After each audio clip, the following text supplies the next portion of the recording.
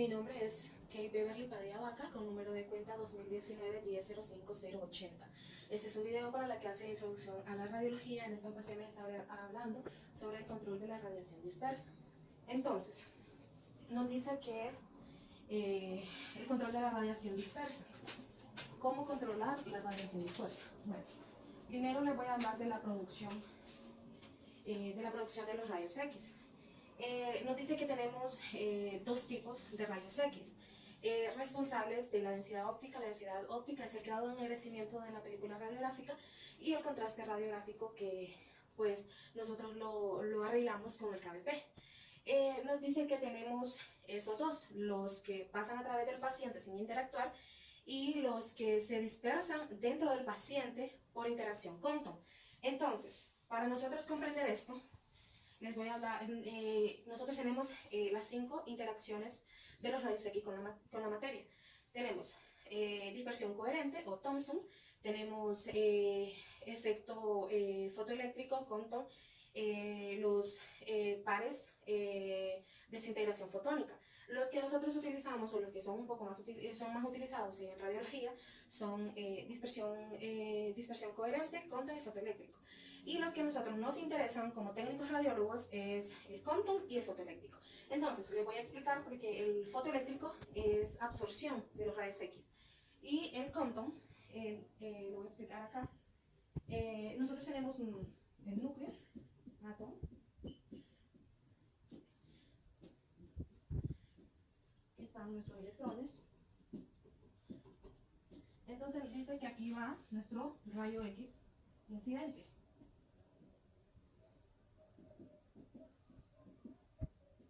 Este choca con el electrón y lo saca disparado. Este es el electrón Compton.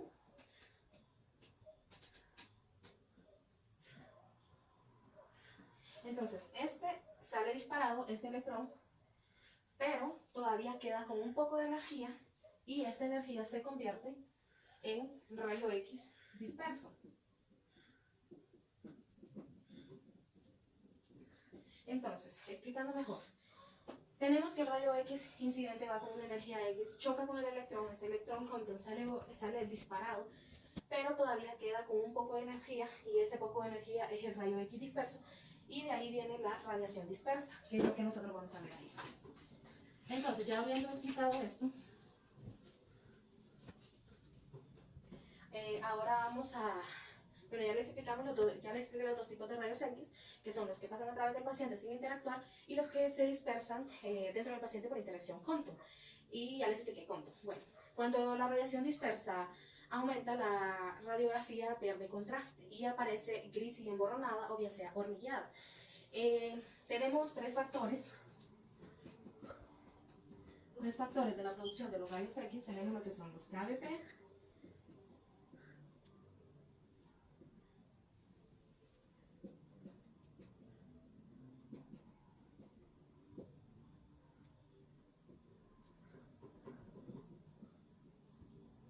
tenemos estos tres: KBP, tamaño del campo y grosor del paciente.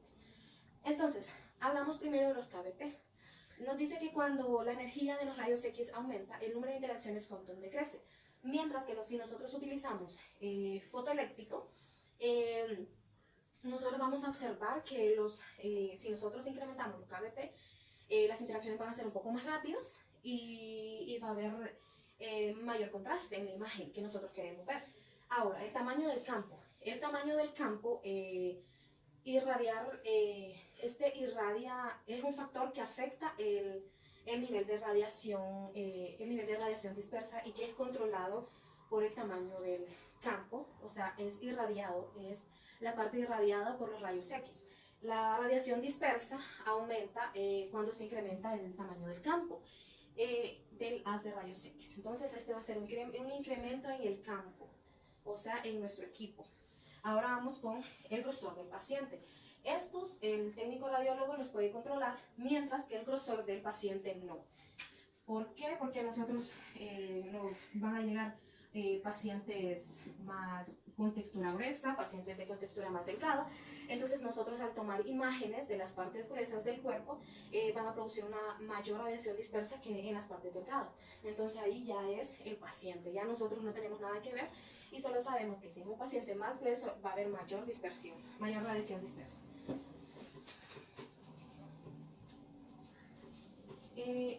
Hablé de fotoeléctrico, vamos a explicar lo que es el fotoeléctrico. Como yo les dije, es la absorción. Y aquí eran las capas externas, este es en las capas internas. Entonces nos dice que nuestro electrón incidente llega, choca, nuestro rayo X incidente llega y choca. Y toda esta energía que el rayo X depositó acá, toda se va a ir con el fotoelectrón. Aquí ya se va a llamar fotoelectrón. En este caso nosotros no vamos a tener radiación dispersa porque toda va a ser absorbida por nuestro cuerpo en este caso, ¿verdad? Entonces esto se va a convertir en fotoelectrón porque ya no va a tener más energía para seguir su camino, sino que ahí nomás queda el efecto fotoeléctrico. Ahora vamos a ver el control de la radiación dispersa. Hay dos tipos, el contraste y los restrictores de las. Tenemos lo que una de las características de la calidad de la imagen es el contraste, que mide las diferencias en las áreas radiopacas y las áreas radiolúcidas, así como la densidad óptica, radiopacas, radiolúcidas. Las radiopacas son las más claras y las radiolúcidas son las más oscuras. El contraste es el grado de DO entre dos regiones de la imagen. Los rayos X dispersados proporcionan una reducción de contraste en la imagen. Ahora vamos a ver los restrictores de los restrictores de las, que también estos sirven para controlar la dispersión. Tenemos lo que es diafragma,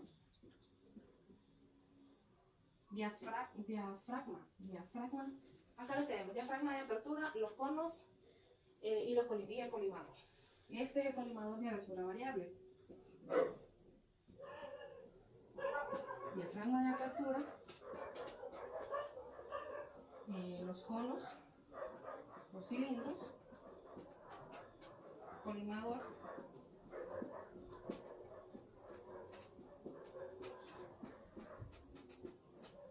de abertura variable. Entonces estos son los tres restrictores de las que nosotros vamos a tener. El diafragma de apertura, aquí lo podemos observar. Este está hecho de plomo, de material de plomo. Tenemos dos formas, tenemos cuadrados y tenemos circulares. Nos dice que el diafragma de apertura es un aparato que tiene una abertura en esta parte de aquí, aquí la podemos observar, tiene esta abertura. Al tener esa abertura, nos dice que es el aparato más sencillo que nosotros podemos utilizar para reducir el haz de radiación dispersa. Como ya les había dicho, es un material metálico de plomo y está puesto en la parte de la cabecera del tubo. Entonces aquí tenemos lo que es el tubo de rayos X, el diafragma de apertura, y aquí nosotros podemos observar que este va a atenuar nuestra dispersión. Y acá, como ya les había dicho, se circula. Entonces vamos con el lado de los conos y cilindros. Los conos y cilindros. Estos son utilizados más en específicas áreas. El azútil producido es de extensión circular. Como nosotros podemos ver aquí, este cilindro es circular y el cono también es circular. La característica de este, o una de las deficiencias, es que este debe de ir alineado. La fuente de la imagen, la fuente de los rayos X, en este caso el cono o el cilindro, y el receptor de imagen. Entonces, nos dice que el cilindro es el que más utilizamos. Al nosotros no tener bien alineado los conos con la fuente, el cono y el receptor de imagen, lo que va a pasar es un recorte de cono. Esto no es bueno para la imagen. Entonces hay que tener mucho cuidado y por eso solo está restringido. Solo se pueden hacer estudios para algunas áreas. Tenemos el colimador de apertura, que este es el que nosotros más conocemos en radiología convencional en nuestro laboratorio. Aquí miramos nosotros Esta parte de aquí nos hace como agrandar la luz del colimador, por ejemplo, en esta dirección. Este al lado horizontal, y acá nosotros, y aquí es donde nosotros vamos a centrar dicha imagen. Este tiene una luz, que esta es la forma que nos da para que nosotros podamos centrar nuestra imagen y que solo irradiemos y después hagamos exposición solo en el área que nosotros queramos, solo en el área que nosotros queramos hacer exposición. Por ejemplo, yo tengo esta mano, puedo utilizar esto, aquí está mi mano. Entonces, si nosotros hacemos la luz del colimador mucho más amplia, entonces va a haber mayor radiación porque lo que yo estoy poniendo es mi mano. Entonces, al nosotros agrandar, nosotros vamos a tener más radiación dispersa. Entonces, hay que tener cuidado en áreas pequeñas, la luz del colimador más pequeña, y estas son las perillas que nosotros utilizamos. Como ya les expliqué, estas son vertical y estas son horizontales. Y aquí está la luz del colimador y estas solo se van girando. Pasando a esto, vamos a hablar sobre las rejillas.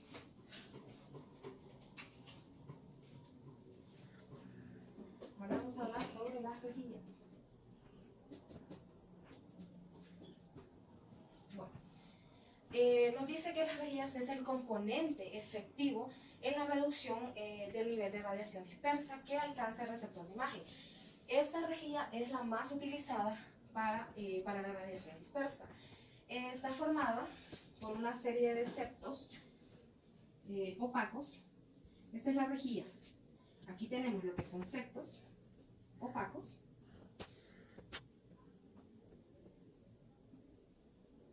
Estos septos siempre van a estar. Está diseñada para transmitir solamente los rayos X en dirección, como está acá, en línea recta, con la fuente y el receptor de imagen. Nos dice que las medidas de laboratorio para una rejilla de alta frecuencia es de 80 a 90% en una reducción de radiación dispersa. Un 80 a 90%, o sea, nos va a atenuar bastante la radiación dispersa. Ahora vamos a ver el índice de la rejilla.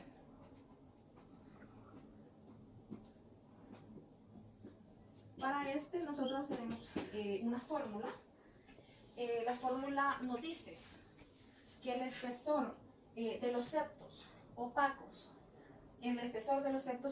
nosotros lo vamos a identificar con la letra T. El material intermedio nosotros lo vamos a identificar con la letra D y la altura de la rejilla con la letra H. Entonces, teniendo aquí este dibujo de esta rejilla, entonces les voy a explicar. Tenemos acá lo que es la altura. Esta es la altura de la rejilla con la letra H.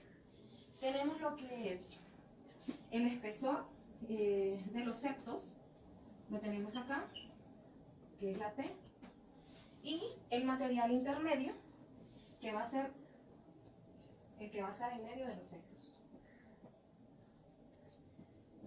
¿Cómo va a quedar nuestra fórmula?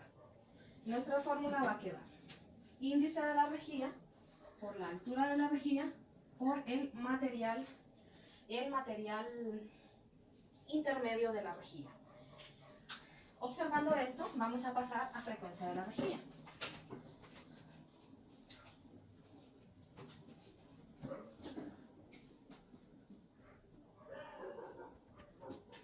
A frecuencia de la rejilla. ¿Qué es?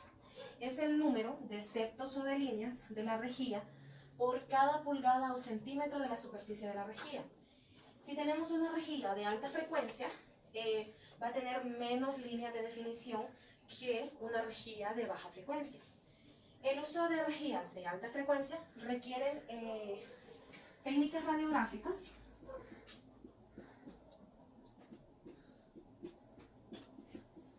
Estas técnicas radiográficas van a ser mucho más grandes y lo que nos quiere decir que conlleva a más dosis para nuestro paciente, que es una de las cosas que a nosotros no nos va a gustar y no estamos tan autorizados a poner técnicas radiográficas muy altas para nuestros pacientes. Cuando la frecuencia aumenta, existen mastectos opacos a la radiación y absorben más rayos X. Ahora, les voy a hablar sobre el funcionamiento de la rejilla.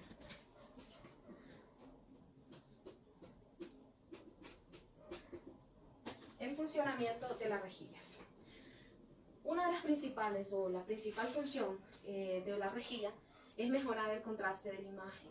Lo que nosotros queremos es mejorar el contraste de la imagen y reducir la radiación dispersa. Tenemos dos factores. Tenemos dos factores que son los más importantes para nosotros, pues que nuestra rejilla tenga un mejor funcionamiento. Tenemos el factor de mejora de contraste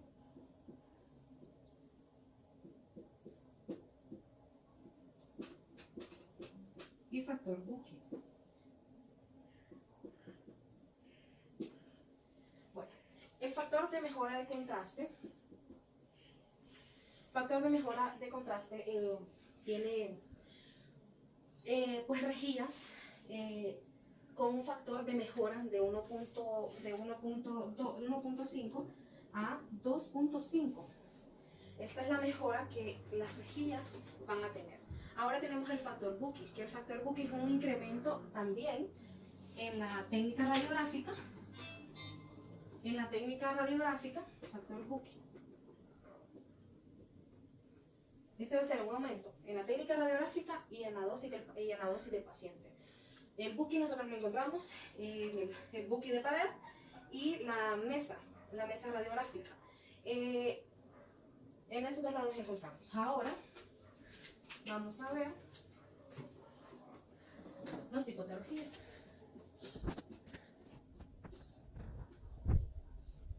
Tenemos tipos de rejilla. Tenemos tipos de rejillas paralelas, cruzadas, focalizadas y móviles. Las rejillas paralelas son septos, como la palabra lo dice, son septos paralelos. La única diferencia que nosotros vamos a ver, veamos que esta es la fuente, bueno, aquí lo voy a explicar. Esta es la fuente de los rayos X. Nos dice que entre la fuente y la rejilla va a haber un espacio más corto. O sea, va a estar el haz de luz va a ser mucho más corto. Y es una de las más comunes. La rejilla paralela es una de las más comunes. Tenemos la rejilla cruzada, que estas son como dos rejillas paralelas, como incrustadas. Entonces nos dice que estas son puestas perpendicularmente. Hay un dato muy importante que nos dice que la primera rejilla que se utilizó fue con rejilla cruzada. También que la rejilla se inventó en el año de 1913 por Gustav Bucki. Después de la Primera Guerra Mundial él la demostró. Tenemos la rejilla focalizada, que esta rejilla es más utilizada en rejillas móviles. Tiene dos factores de movimiento que son recíproco y oscilante. Tenemos las móviles, que son las que nosotros utilizamos para nuestros equipos portátiles, para que los pacientes que no podemos mover de ciertas salas, nosotros llevemos nuestro equipo allá y allá les hagamos su radiografía. Ahora vamos a ver los errores de las rejillas.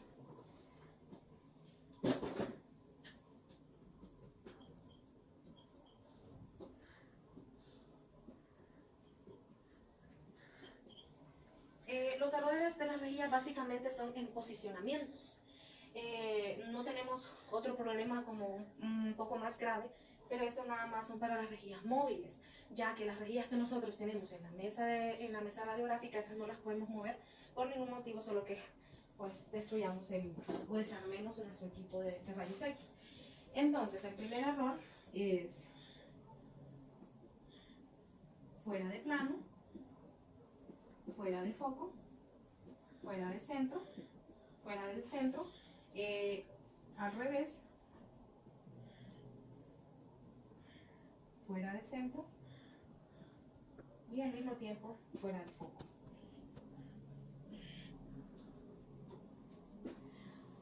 El problema que va a haber, que nuestra ya imagen visible vamos a tener una imagen radio opaca, imágenes mucho más claras, vamos a tener superposición, vamos a tener recortamientos en las imágenes. Entonces nosotros tenemos que tener muchísimo cuidado cuando nosotros vamos a realizar una radiografía con una rejilla móvil, ya que ella tiene su lado sensible, que es donde está un cuadrito rojo que tiene todas sus especificaciones de la rejilla.